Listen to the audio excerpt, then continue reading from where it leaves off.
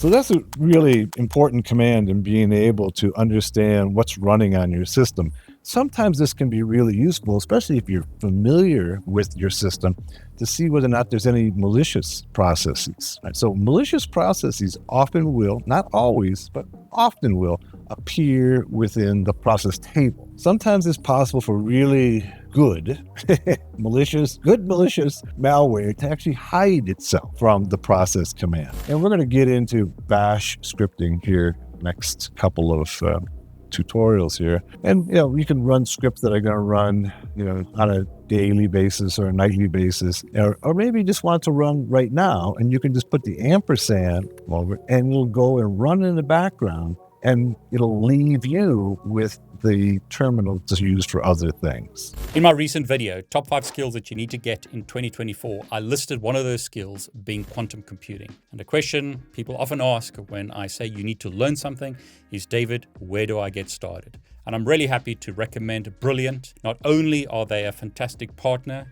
really want to thank them for sponsoring this video. I really love their training, very easy to understand, very interactive and easy to learn. Now, quantum computing is something that's probably going to revolutionize our lives in the same way that AI has. These are technologies that can change the way the internet works. Just recently, a startup named Atom made headlines for developing a quantum computer that boasts over 1,000 qubits of performance.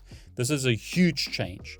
And here's the exciting part. You don't have to spend thousands and thousands of dollars to start learning about quantum computing. Brilliant can help you. They have a course that gets you started on your quantum computing journey. One of the things that I love about Brilliant is they can take these complex topics and make them accessible to all of us. The legendary physicist Richard Feynman once said, "I think we can safely say that no one understands quantum mechanics." Brilliant embraces this sentiment by teaching quantum computing in a way that doesn't require you to untangle the intricacies of quantum mechanics. Their approach is great, it's intuitive, visual, and makes it easier to grasp quantum computing concepts. It's really important that I choose the right partners, and Brilliant is one of those partners that I support and want to thank for supporting my channel. 2024 is the year that you can change your life. I really believe that education changes lives, and that's why I'm really happy to partner with Brilliant. They are helping you change your life through education. If you're interested about learning about quantum computing, you get a 30-day trial by using the link brilliant.org/David Bombal. And the good news is that the first 200 people that sign up get an additional 20% off their annual plan. Don't miss this opportunity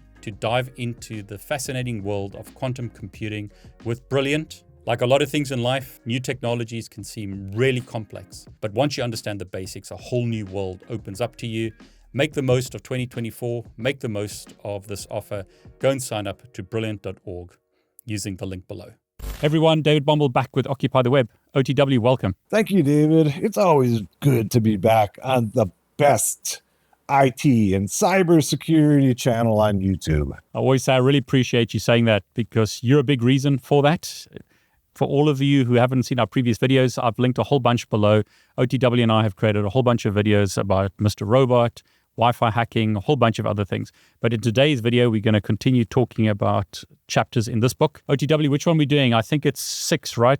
Process Chapter management. 6. Yeah, we'll do process management today. We'll get back to permissions on chapter 5 at a later time, but I'd like to talk about process management today. Process management is kind of one of those key skills that, especially a admin in Linux needs to know, and a hacker needs to know as well. First of all, what is a lot of people ask, what is a process, right? Or exactly.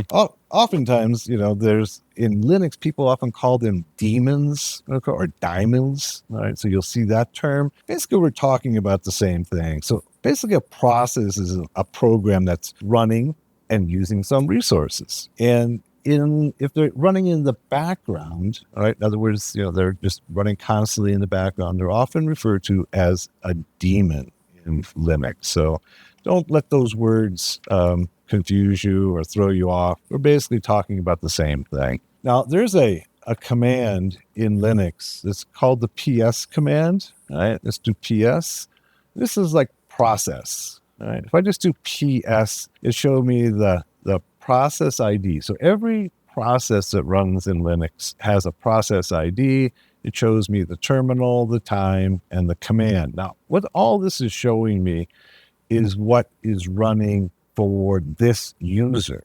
If I want to see all of the processes running on my system, I go PSAUX.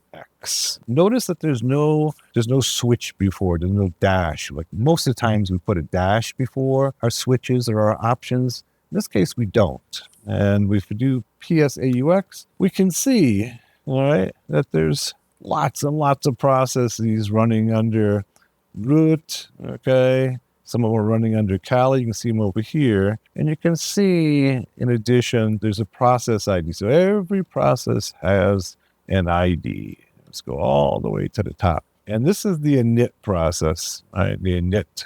This is number one. Right? And this one spawns all the other processes. And you can see there's a lot of processes in Linux. Similar to looking at Task Manager, right, in Windows. It's very similar to Task Manager, exactly.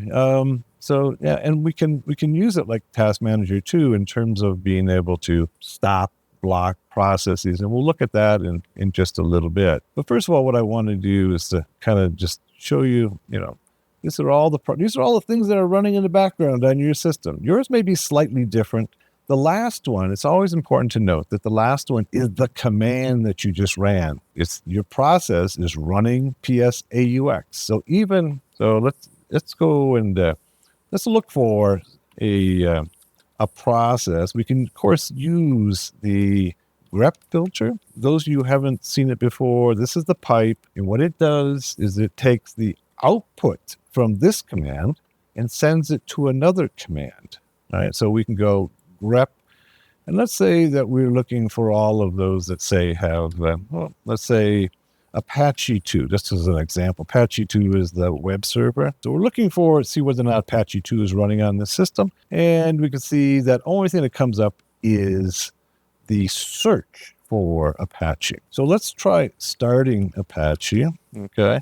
And we'll go system control, start Apache 2. This is the web server, right? And we'll start it. So now Apache 2 should be running. That's our web server that's built into nearly every Linux, right? And Apache 2 is one of the oldest web servers around. It's one of the most popular in the world. And it's built into Debian and other Linux distributions, and certainly is in our Kali. Now, if we up arrow and do a search for Apache 2, we can see there's several processes that are associated with running the web server. And you can kind of see that this process here is started by root.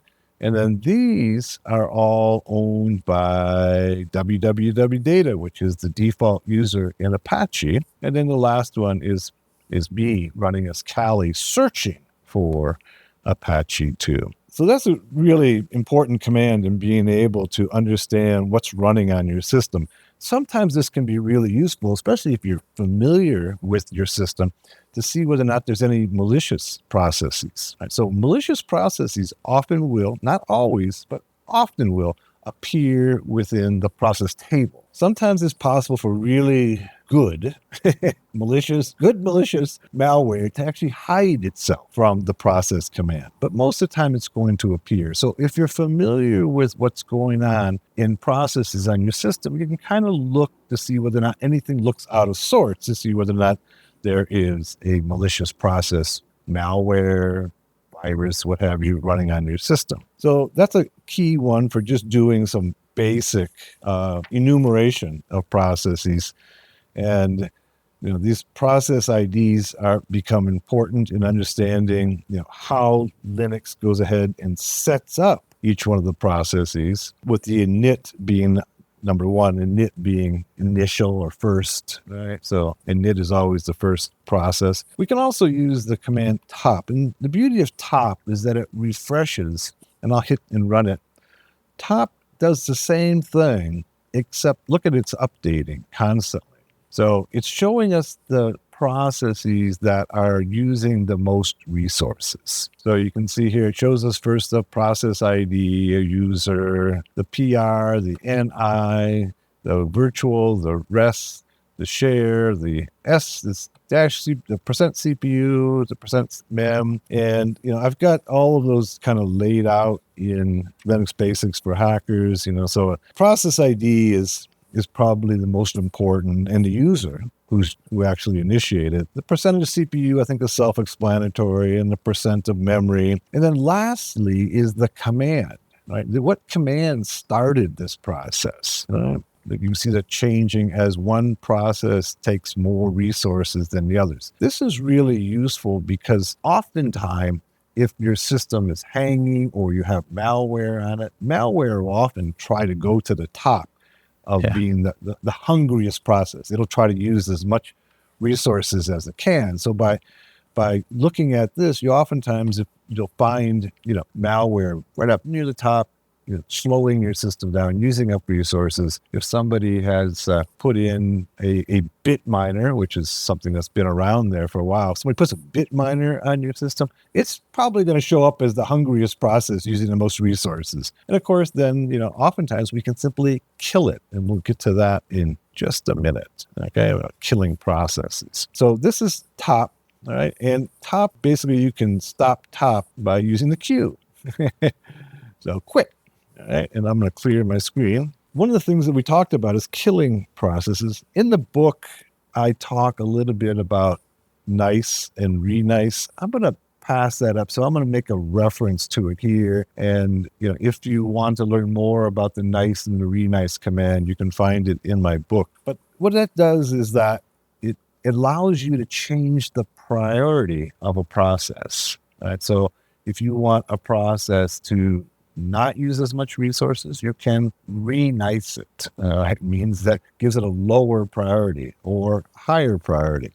So that's something that a Linux manager can do to be able to optimize their resources. As far as hacking goes, or being a defender or a malware analyst or a intrusion detection analyst, one of the things that we might want to do is to be able to kill what look to be malicious processes. That sometimes is possible. So let's take a look at PSAUX. And if you remember that I started the Apache command. So let's go ahead and back and look for it again. And the Apache process, Apache 2, not the Apache, but the Apache 2 process. And we can see that here's the process right here. Now, if we were to assume that maybe this was a malicious process, right? And one of the things that we could do is simply kill it. So let's try that. Let's try using the kill command, all right? And in my book,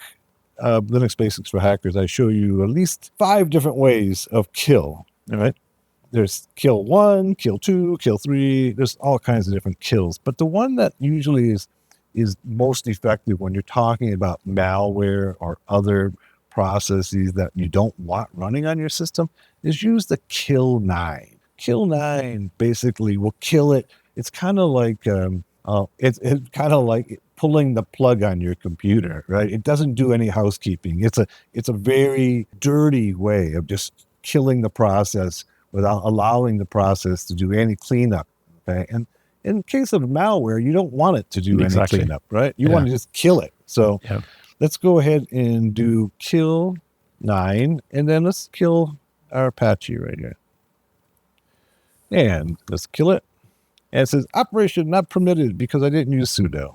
All right, so let's go out and use our sudo, and there. Okay, so killing often, you need to have some root privileges. That's why I needed to use sudo to kill it.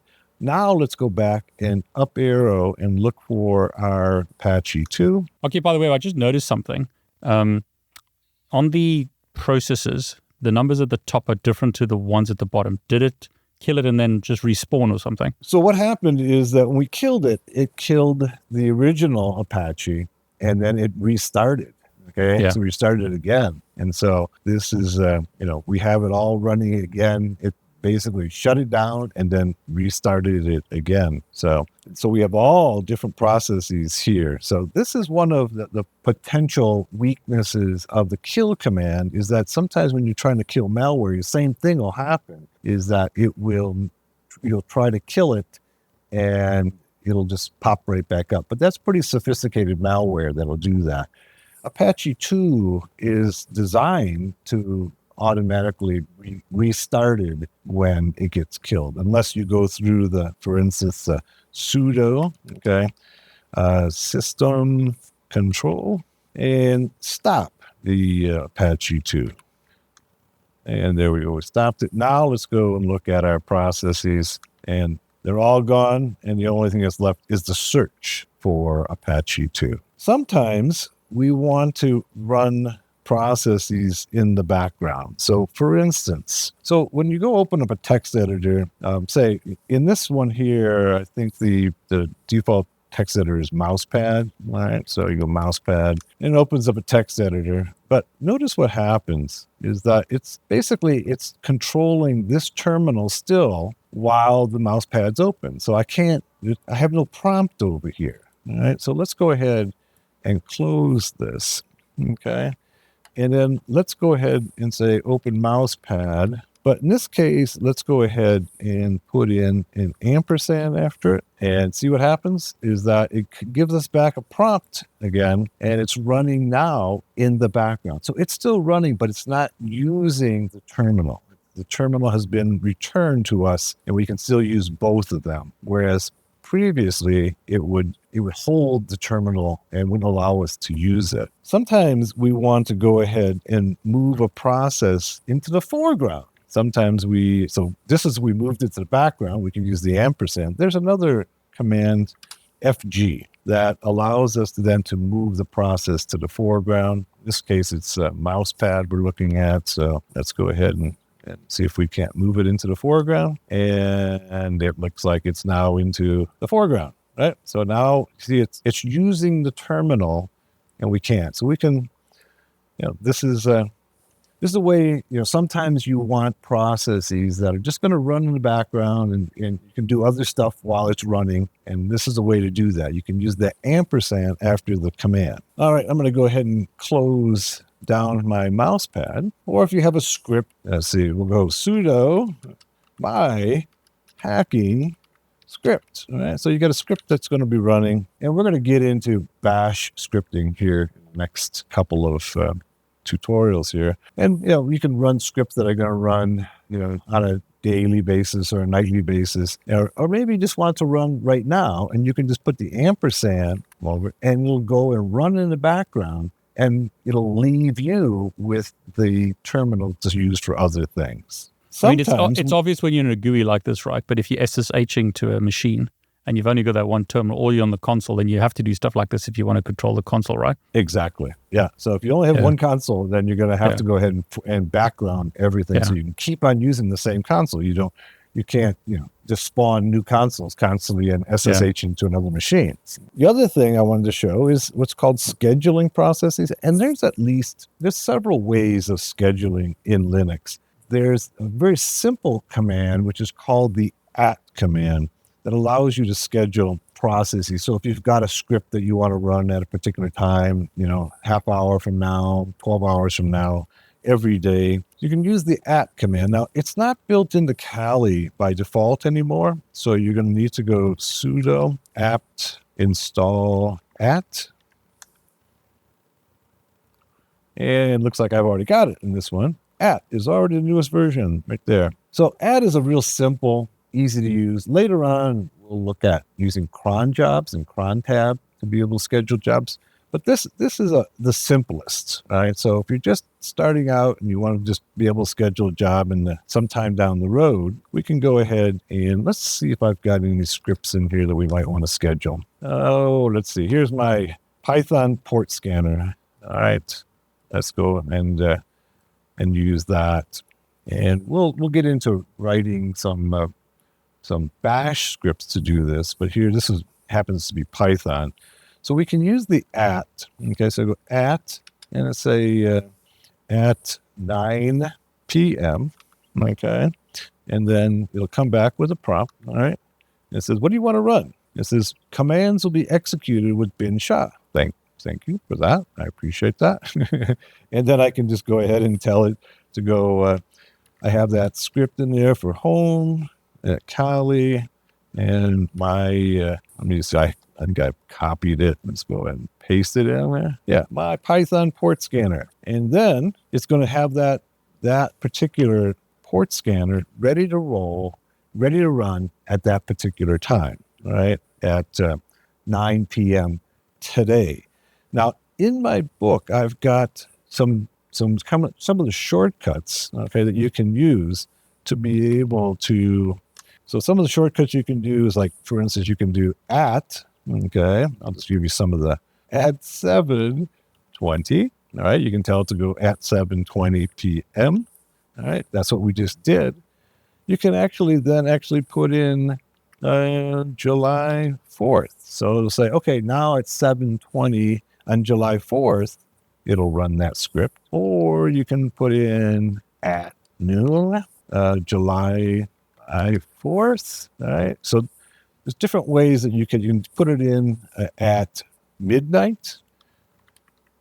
You can say, you get really specific and say at now plus 3 hours. And it'll run that script at that time. And so this is a simplest way to be able to run your scripts and the other jobs that you have. Jobs might be including, like, doing backups. Right? In my book, Linux Basics for Hackers, in chapter 8, we do bash scripting. And one of the things we do there is that we create some simple scripts similar to a very famous hacker who just got out of prison a couple years ago by the name of Max Butler. Max Butler, or Max Vision, went to prison for basically creating the largest harder market in the world, and got caught, was sentenced to 14 years in prison.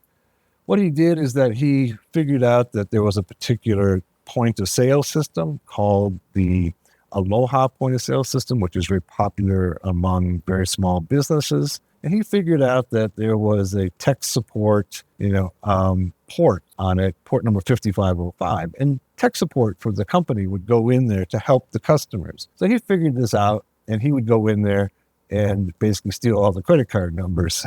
Wow. And so he ran this in the early aughts of the 21st century. He got caught in 2007. At that point, he had like 2 million credit card numbers. He was sentenced to 13 years in prison and just got out, April of 2021. So one of the things that we do in the class is to imagine that we're Max Butler, the class in the book, and Max would scan the world for open ports that had 5505 open. So what we do on chapter 8, and we'll get to this in a later tutorial, is how could we write a script that's going to run every night to scan the world for port 5505 or whatever port happens to be? Because, of course, from the attacker's point of view, there's always new vulnerabilities that are being found, and they're going to be associated with different port numbers. So we put together a script that will allow us to scan a range of IP addresses looking for a particular port. Maybe it's 5505, or maybe it's 3306, maybe it's 55218, whatever the port happens to be. We put together a nice little script that allows us to run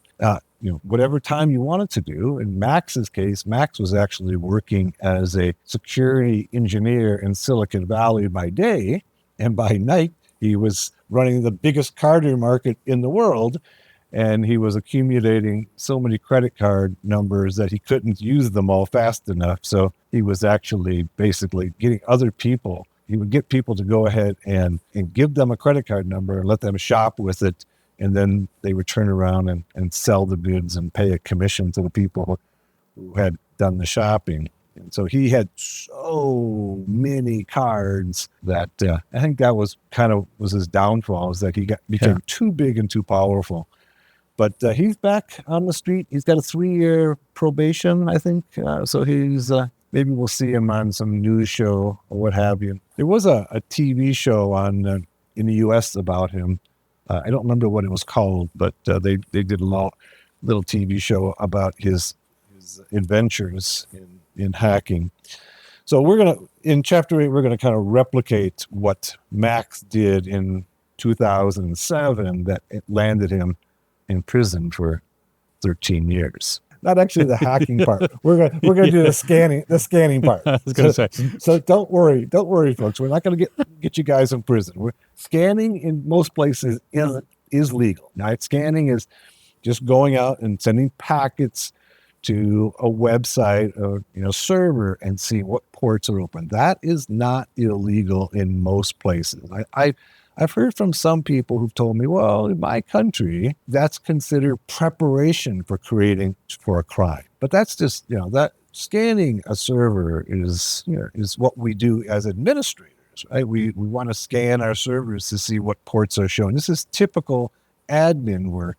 It's also typical hacker reconnaissance work. So I wanted to ask you, does the command allow you to do recurring? Is that what you're saying, or do you need to use cron for that? No, if you're going to do recurring, you're going to have to do cron tab. So we'll do cron tab in the future. That's why cron tab is a little more powerful. But if you just wanted to set up a quick and dirty job to go ahead and schedule for 3 hours from now, or 5 hours from now, or 12 hours from now, or tomorrow at midnight, it's simple and easy. You don't really have to learn a whole lot. You just kind of need to know the simple syntax of @ and the time, and then tell it what you want it to run at that time. That's why I included it in the book, because it doesn't really take much in the way of background knowledge, whereas cron tab takes a little bit more, a little more knowledge, and we'll look at that and show you how to use it. And then you can set up a job to run, on the 5th day at 2:10 of every month, or every other month, or it's that detailed and granular that cron job can allow you to select what months, what times, what days of the week, that you want to run a job. So for administrator, you're probably going to want to use cron job, cron tab. For simple tasks like what we're just doing here, @ will work so fine. For just like one-time script you want to schedule into the future. I mean, we've had this discussion a fean times. The advantage of what you've done in this book is that you've kept it really simple. And I mean, I'm so glad that you did this as well, because the problem with a lot of Linux books or Unix books is, they're ridiculously big and so difficult to consume. But it's very easy for someone to get started with this book. And I appreciate you keeping the videos very simple as well. Occupy the Web. Yeah, I think that was the whole idea behind the book. I'm glad you appreciate it, because the whole book was set out to be very concise, precise, and just what you need to know to get started with Linux in a cybersecurity environment. Yes, I could probably write 5 or 6 more books of that size to cover all the details of Linux, but I just wanted to help people get started in Linux, in cybersecurity, so they could use it. And so I try to keep, we had a goal of keeping it under 250 pages, and we did that and kept it very, very simple and concise.